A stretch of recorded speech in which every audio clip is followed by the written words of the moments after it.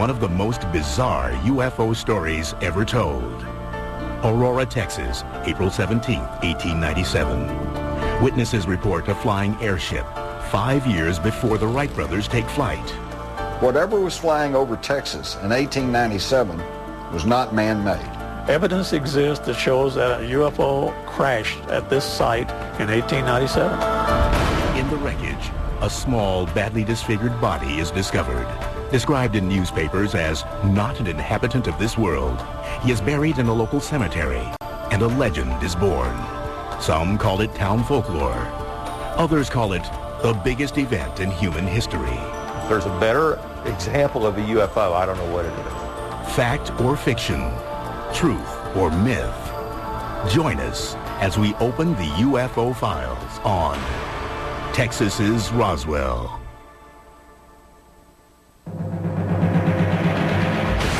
The 1947 Roswell incident may be the most famous UFO crash story of all time.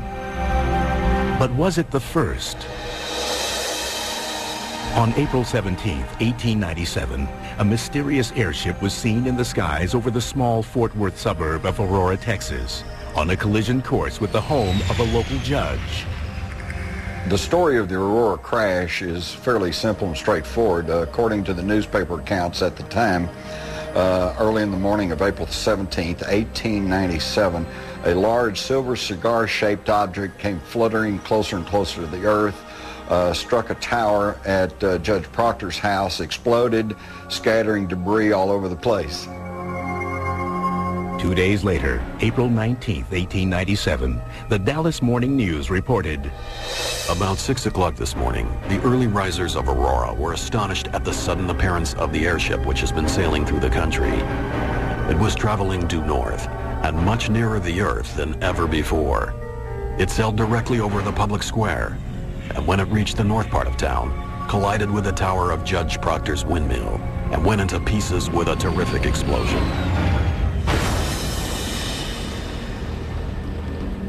Scattering debris over several acres of ground, wrecking the windmill and water tank, and destroying the judge's flower garden. According to the local legend, many of Aurora's residents raced to Judge J.S. Proctor's farm to help in any way they could.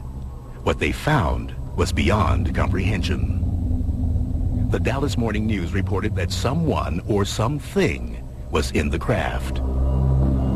The pilot of the ship is supposed to have been the only one on board, and while his remains were badly disfigured, enough of the original has been picked up to show that he was not an inhabitant of this world. Mr. T.J. Weems, the United States Army Signal Services officer at this place and an authority on astronomy, gives it as his opinion that the pilot was a native of the planet Mars. His description was that it was an alien in form, and he was referred to as a Martian.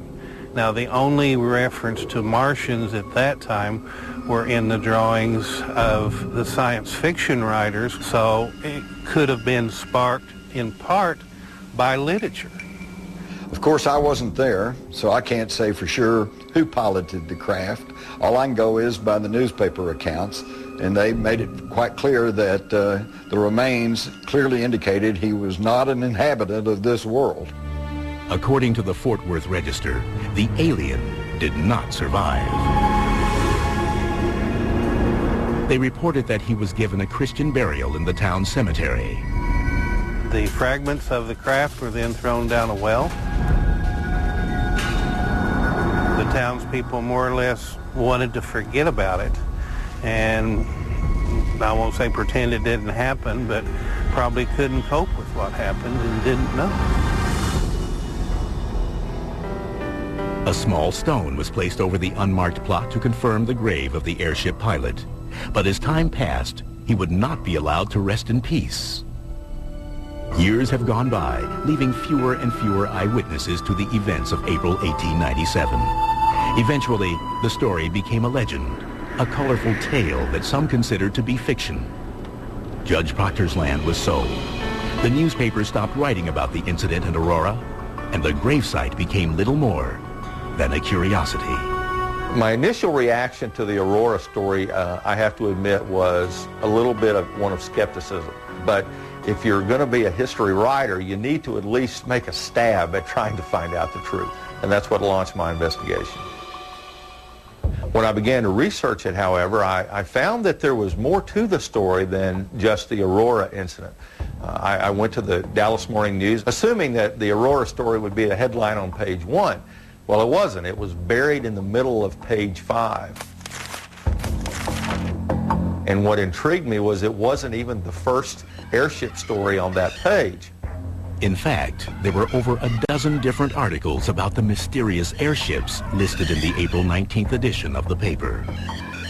They released 16 in that same area the 2 days before this incident. 16 reported cases by reputable people is significant. In late November 1896, thousands of witnesses reported seeing the mysterious airship 1,500 miles away over California. Over the next few months, the tale spread to more than 20 additional states from California to Michigan. In Texas alone, the airship was spotted in over 30 counties between April and May of 1897. For those 2 months in 1897, literally hundreds of Texans saw something in the night air over Texas.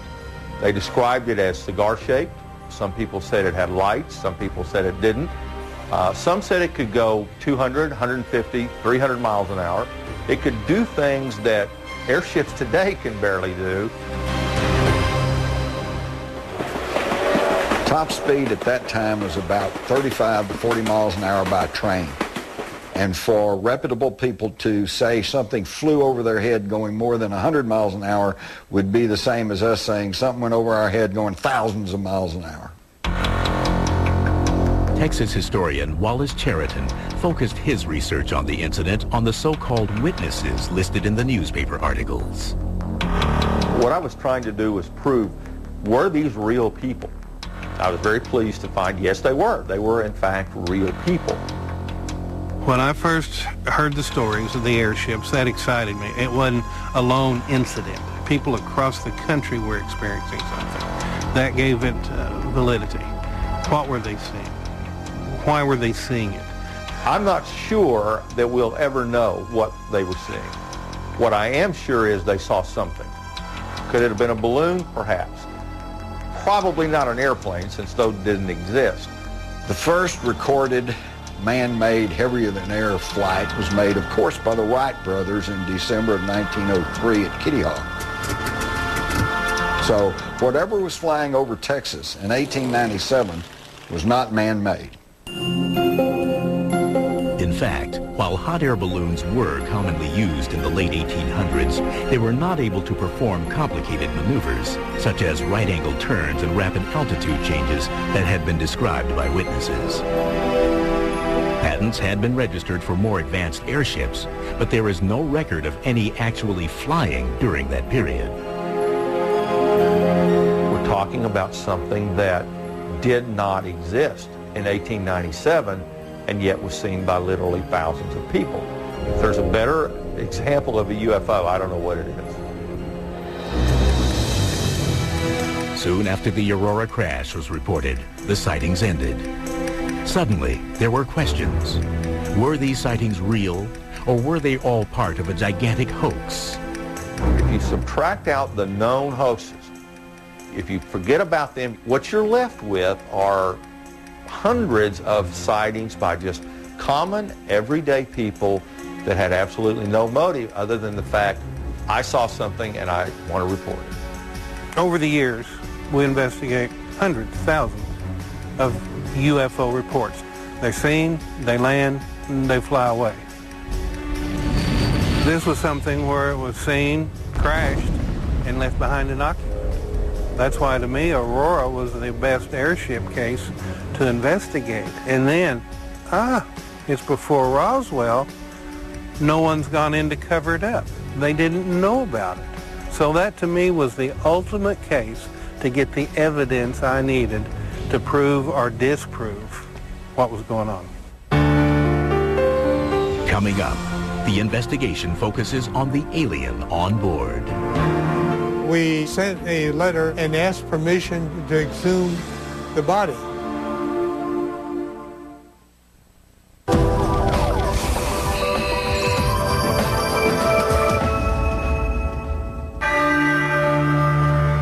Texas, 1897, 50 years before Roswell. Newspapers reported a major crash and a dead spaceman buried in the Aurora Cemetery. But as time went by, the story was lost. Then, 70 years later, it resurfaced. Well, in 1973, Bill Case started writing articles for the Dallas Morning News, and that spread over the countryside. The interest jumped because, again, somebody was resurrecting the old Aurora crash in 1897. The legend was reborn. Ufologists across the country scrambled to uncover the truth behind the possible alien graveyard. Hayden Hughes, the founder of the International UFO Bureau, was among the first to arrive in Aurora. Aurora was the outstanding case to me because of the crash of one of the airships for study and for the remains of a pilot to be studied or exhumed if he was buried. Aurora was different. There was a body, a supposed alien body.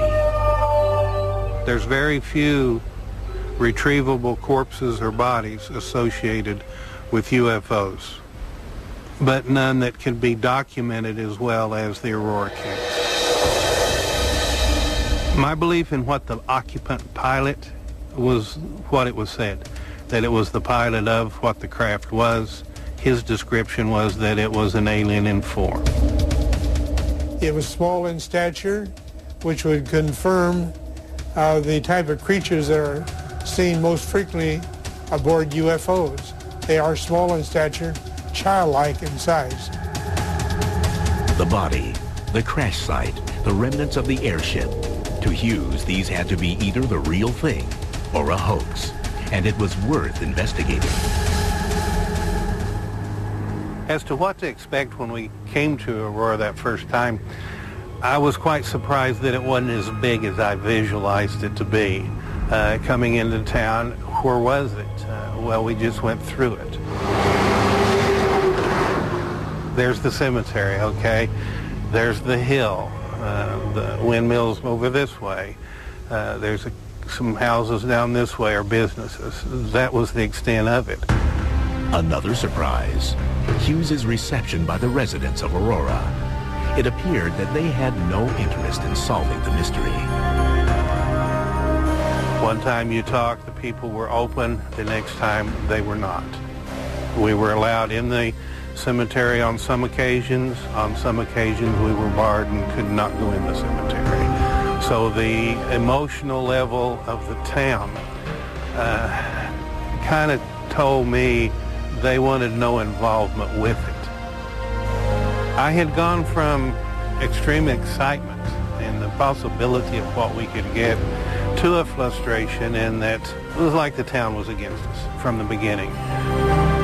Then Hughes and other UFO researchers in Aurora had a breakthrough, the discovery of first-hand accounts of the crash.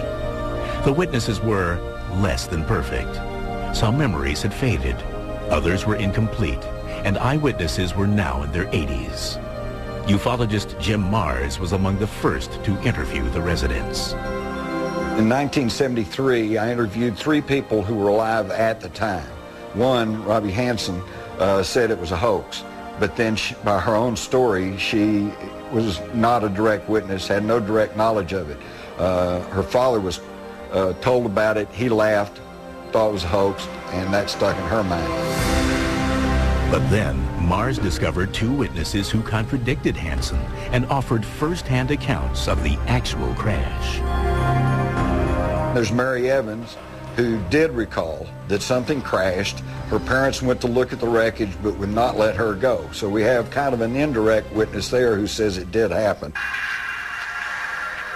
And then we've got Charlie Stevens, who is a 10-year-old boy, was out doing the chores and actually told me he saw the thing go over.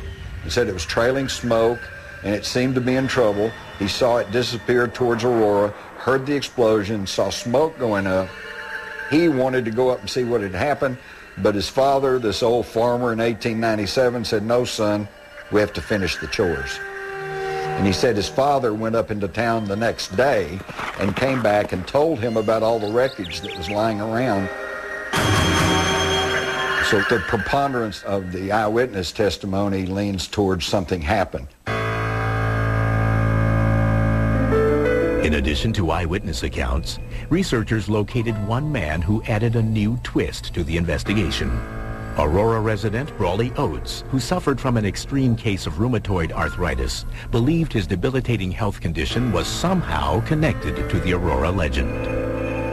Brawley Oates lived at the site of the crash. I believe he moved there in 1945. And when he moved there, he had the well cleaned out because it had all this metal stuff and debris down in it. And he needed to use it for water. Oates believes that the water in that well that he and his family drank for about 12 years affected their health drastically. In fact, he developed some of the worst arthritis conditions in his hands and other things that anybody has seen.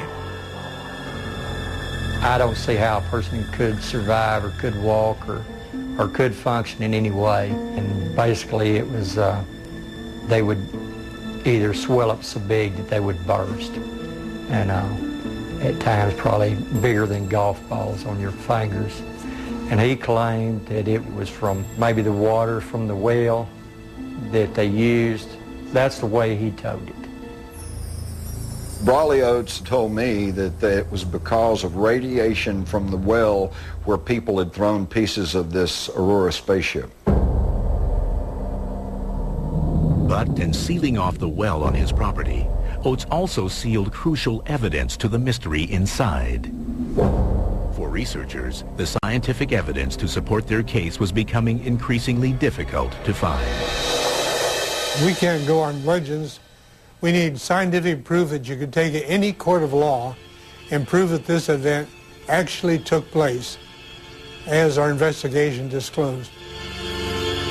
In 1973, investigators set out to the crash site and the graveyard. They hoped to find any evidence that could have survived the 75 years since the crash. Coming up, mysterious metal samples baffled the experts. It's just a marvelous thing to have a piece of something you believe really could have come from a spaceship.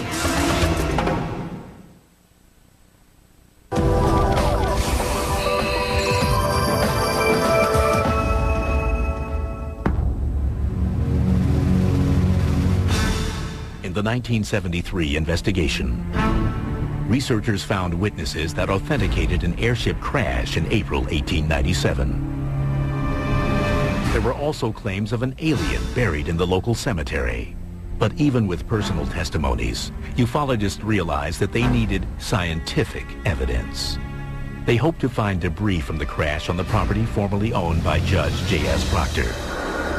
What happened to the metal is probably anyone's guess at this point. The best guess to me was the main bulk of it was hauled off, and what was left behind was thrown down the well. Finding the well was easy, but researchers quickly discovered a problem. The well had been sealed off years earlier by the new property owner, Brawley Oates. He had this big slab of 8 by 8 feet concrete over the old well. So to move that would be a major job.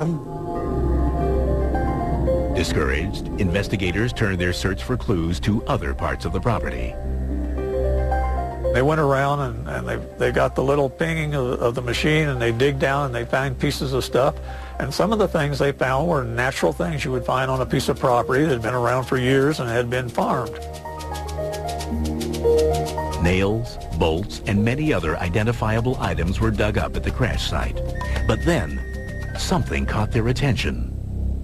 One of the fellows from Corpus Christi, Texas, found a piece that was very significant that MUFON has actually had analyzed by John Schuessler. This was tested 2 times. In 1973, immediately after it was taken out of the ground, it was transmitted to me, and I took it into an aerospace laboratory. This laboratory was one that was used to determine the failure modes of aircraft and spacecraft parts. So they had the latest and best equipment. They're the ones that did the first analysis and determined the unusual nature of it. The analysis showed that it had been there for a long, long time. And then when you cut into the metal, they were 95% pure aluminum and 5% iron. 5% iron in solution in aluminum is a no-no. It doesn't mix that way. It's like less than 1% normally. And when there is iron, there is usually zinc or other materials. There was none of that in this case. Although the major aerospace laboratory that initially tested the sample has asked to remain anonymous for this program, Schuessler verified the results with the Nastis laboratories in Houston, Texas. According to Schuessler, both laboratories reached the same conclusion. Intrigued, he had the laboratories continue their tests on the sample to further determine the object's origin. The stories were that this thing exploded. It blew molten material out of this vast explosion mess, and that material hit things and dried and cooled. Well, the structural analysis of the material showed that it was air-cooled on the ground after it had been molten in the air. So the structure was perfect to fit the story. Has Schuessler uncovered the smoking gun to the Aurora crash? The material found and analyzed in 1973 couldn't have been made at that time on that farm or in the town of Aurora or anywhere around there, but it had to have been made in a very sophisticated laboratory using ultra-pure refining techniques. It's just a marvelous thing to have a piece of something you believe really could have come from a spaceship. Newspapers were quick to jump on the story of the new investigations into the airship crash, and as a result, the accuracy of the reporting suffered. Such was the case with a different sample sent to Dr. Tom Gray, now a professor emeritus at Kansas State University. One day there was a knock at my door, and a gentleman came in, and he had in his possession pieces that he had found at the reported site of the spaceship crash in 1897. Dr. Gray's colleague asked him to analyze the samples to determine if this was a piece of the Aurora spaceship. What you are looking at is the actual artifact that was tested. I showed this piece to my father-in-law a few days after I had done the analysis, and his first comment to me was, where did you get that water pump impeller? And so I kind of knew that that didn't come from a spaceship for sure. Once he determined the first sample's mundane origin, Dr. Gray began testing the two remaining metal strips. Once he discovered the pieces were primarily iron, he made an unusual finding. When I checked their magnetic properties, I did it by basically putting them in the presence of a magnet, and they didn't interact with that magnet, and I thought, that's kind of interesting. Perplexed, Dr. Gray searched for a certified metallurgist to give a second opinion on his puzzling find. It turns out that iron-zinc alloys can be non-magnetic or magnetic depending on how they're cooled. Then, Dr. Gray relayed his story, along with his conclusions, to his school newspaper. When the article came out the next day in the campus newspaper, the headline basically said, "Physicist finds non-magnetic iron at site of Aurora spaceship crash." There wasn't one word in that article at all about the fact that I needed to talk to the metallurgist to find out what these properties were. And, of course, then the cat was out of the bag, so to speak. As a result, Dr. Gray, his findings, and the piece of the Aurora spaceship became a part of the legend. But this part of the saga was misrepresented. Newspapers sometimes are in the business of reporting what they see as the news. That's not necessarily really what the news is. The real truth of the matter is, those materials were the kind of things you would have expected to find in a farmyard in Aurora, Texas. Having gleaned all the evidence they could from the crash site, investigators now shifted their focus toward the Aurora Cemetery. People said there was a body that was blown out of the craft and it was badly mangled. And the story was they gave it a Christian burial in the local cemetery. We were trying to determine what was the oldest part of the cemetery.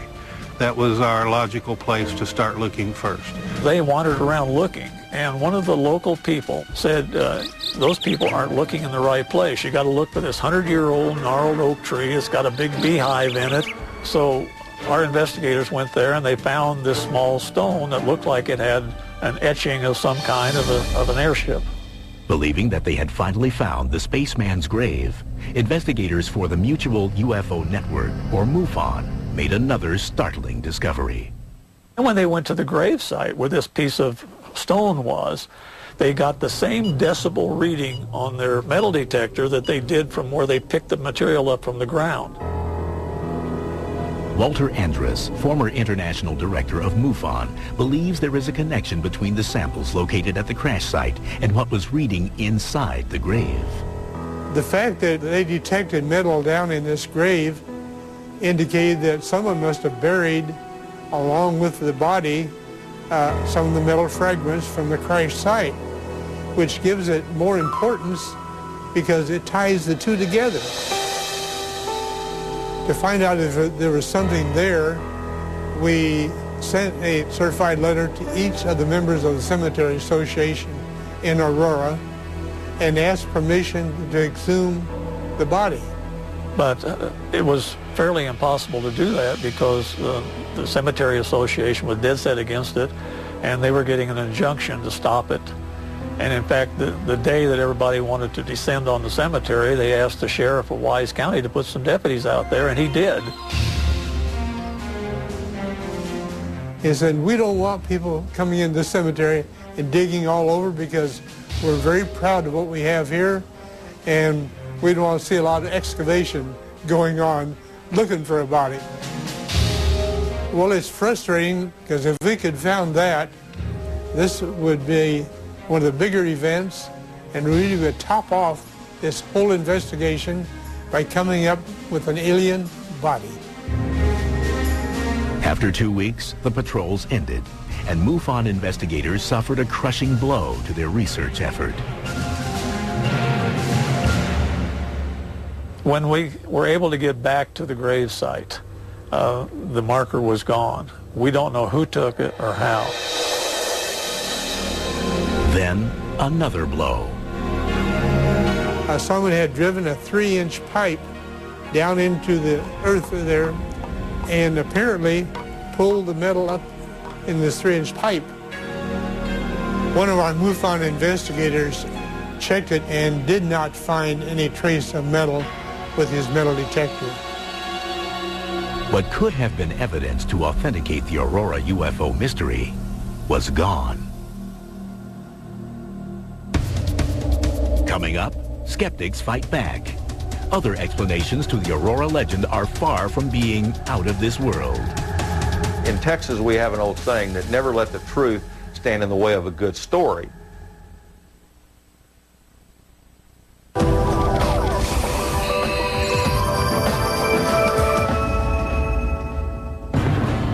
Was this really Texas's Roswell? That's what investigators in 1973 hoped to find out. But like the Roswell story in 1947, the Aurora, Texas legend grew larger and the story more twisted as each day passed. At every turn, skeptics challenged journalists and investigative agencies like the Mutual UFO Network and the International UFO Bureau, seeking to disprove their research. The theories ranged from balloons soaring through the sky to the belief the Aurora legend was merely concocted to save a dying town. The most prevalent theory to explain the 1897 airship mystery is that it was a balloon. Well, unfortunately, there is physically no way it could have been a balloon. There are no balloons that can rise or fall with lightning speed. They cannot turn at right angles. They cannot go vertically up and vertically down. They simply can't do it. I don't think the balloon theory is feasible in this because of the detailed descriptions of the different airships that were available at the time. The government, even in the 40s, tried to claim that different pilots were chasing balloons. Even the famous Roswell crash was a high-altitude balloon that had actually crashed. So the balloon theory has been there a long time. With these facts, many dismissed the balloon theory. Other skeptics, however, theorize that the Aurora legend is simply a made-up story, invented by the author of the original Dallas Morning News article from April 19, 1897.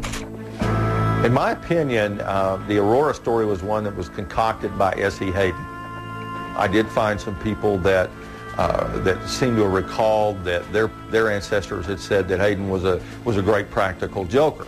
And what a wonderful practical joke this was in 1897, except that it wasn't recognized at that. I've heard the allegation that the author of this article, Mr. Hayden, was a prankster and a hoaxer. I've seen no hard evidence of that, and I've seen no other articles that he wrote that turned out to be wrong. Although Cheriton is challenged by some experts, he offers a convincing argument to back up his claim. If Hayden was acting as a reporter as opposed to a hoaxer, it seems very strange to me that he didn't follow the story up to say, well, people showed up for the burial of the alien and we put a little grave marker over it and somebody said a prayer. It was a wonderful ceremony. That to me would have been expected, but yet it didn't happen.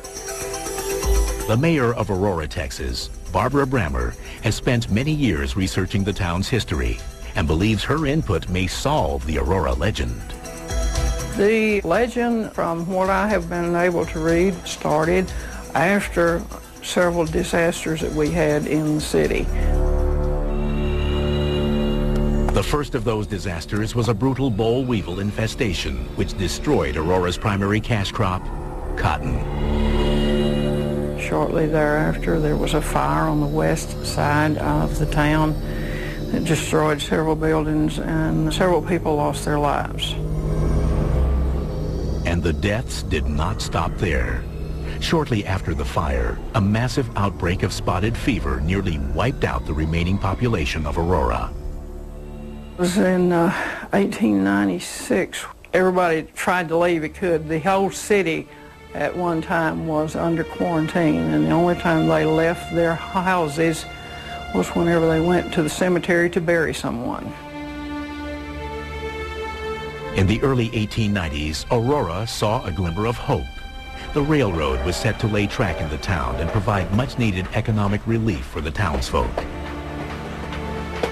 They got as far as laying a spur in this direction for the railroad, and then another railroad was going to be coming from out west, and it got within 27 miles of this before it was stopped. And it became known then as the railroad that never was. The town was crippled economically, and the resident spirits were crushed. It is this string of events that some believe might provide the motive for the Aurora legend.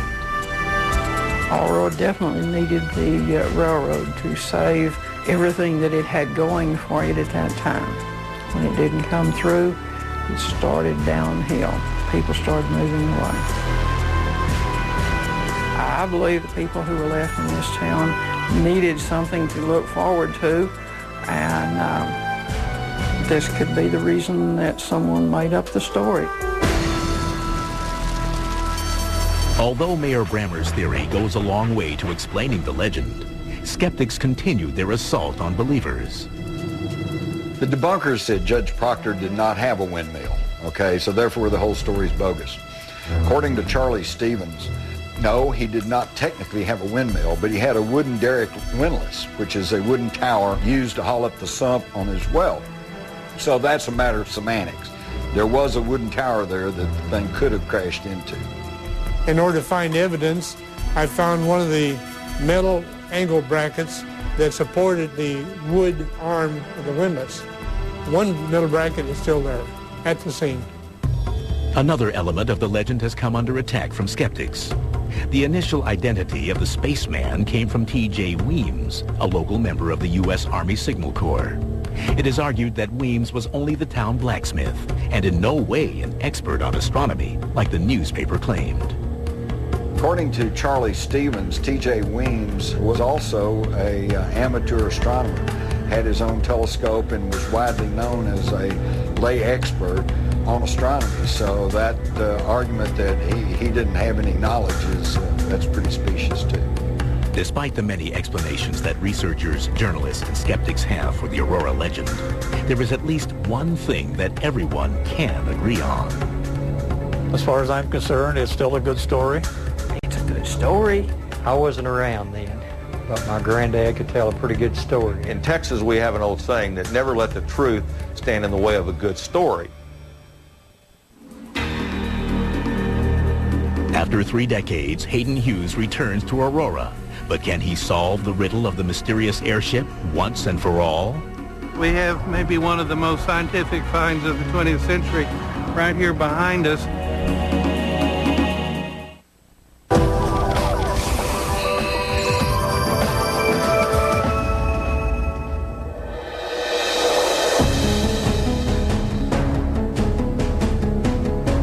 It has been more than 100 years since the quiet of Aurora, Texas was allegedly shattered by the crash of a mysterious airship. Like the incident in Roswell, New Mexico, that supposedly took place in 1947, the truth may never be known. But to some ufologists, this case from 1897 may be the key to solving the whole UFO phenomena once and for all. The significance of the Aurora encounter was that there was a body left to be studied, and that there were hundreds of sightings of the same description over the central United States during that time. We see what happened at Roswell, we see what happened at some other sightings, but this one held the answer, and because it was before modern day censorship, that's a key. It's still there. No one went in to cover it up.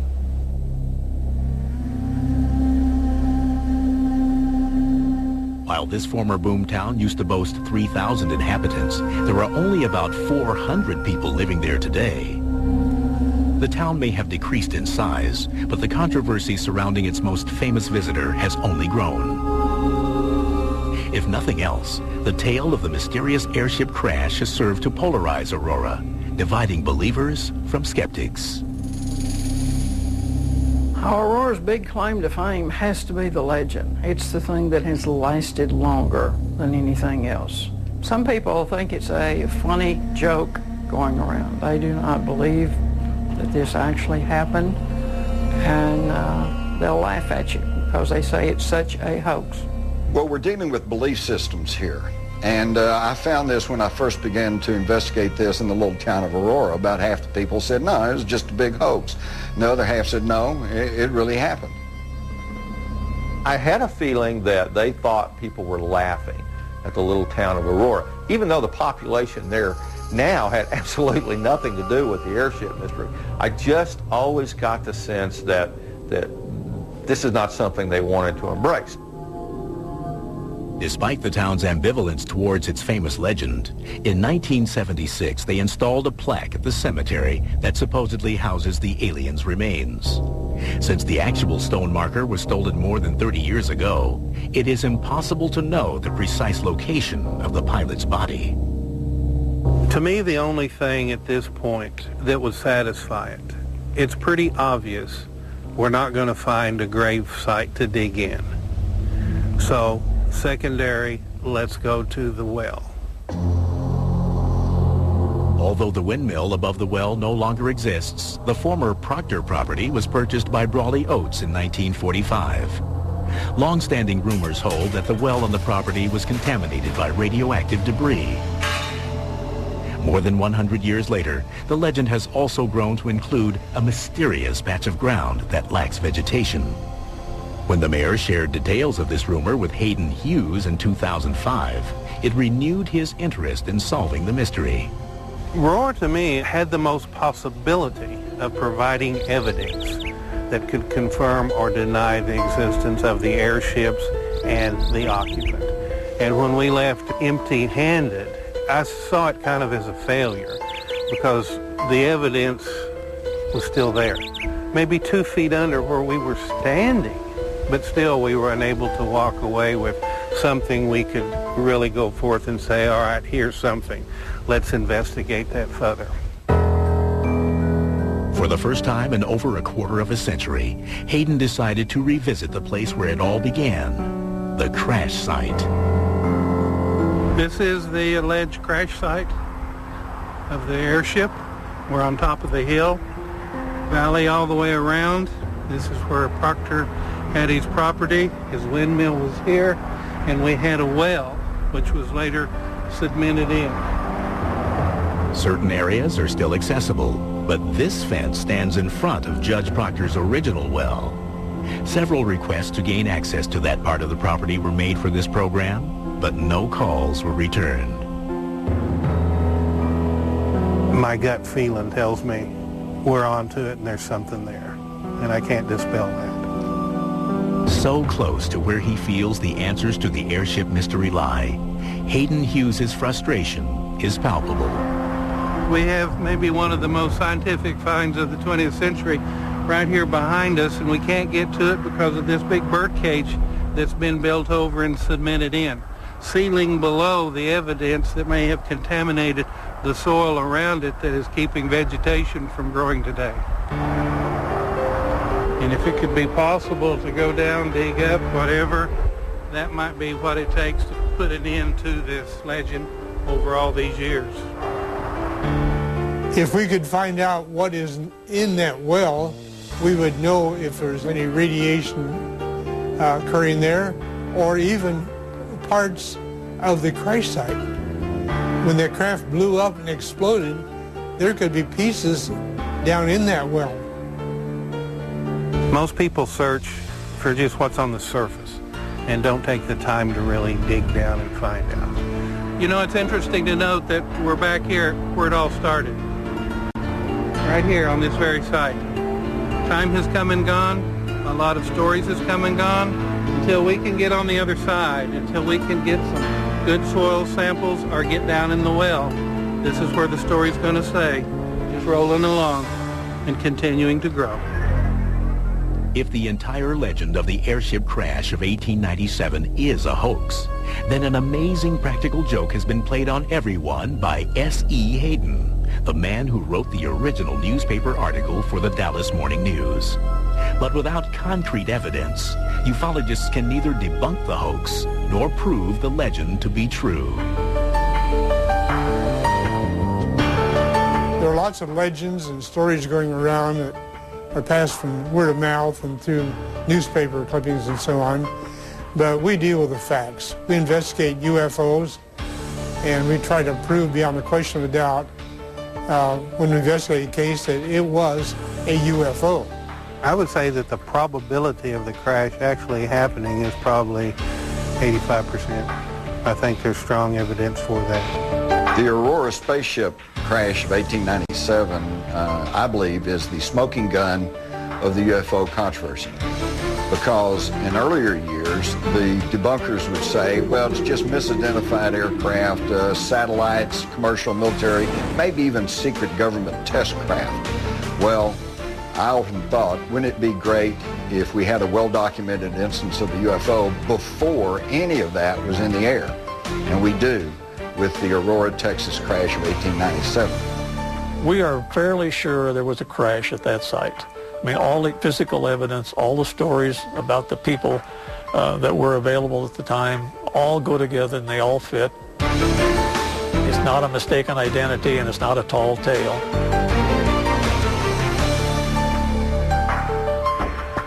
My conclusion, in a nutshell, something happened in 1897 that to this day we cannot explain. We can eliminate a lot of stuff. We know it wasn't a balloon. We know it wasn't an airplane. What was it? I don't know. UFO? Obviously. Where the UFO came from, that's the big mystery that, quite frankly, will probably never be solved. Will the ultimate truth ever be known about the Aurora case? I don't know. I would like to think that there is an alien in the grave, but it may come down to there's nothing in the grave. That's the legend. A tale of war more than 3,000 years old has Josh diving deep into the Aegean Sea, taking aim from a chariot of fire, and journeying to an island with a history of extreme violence. This is a big deal. Troy, of gods and warriors on Digging for the Truth, next on the History Channel.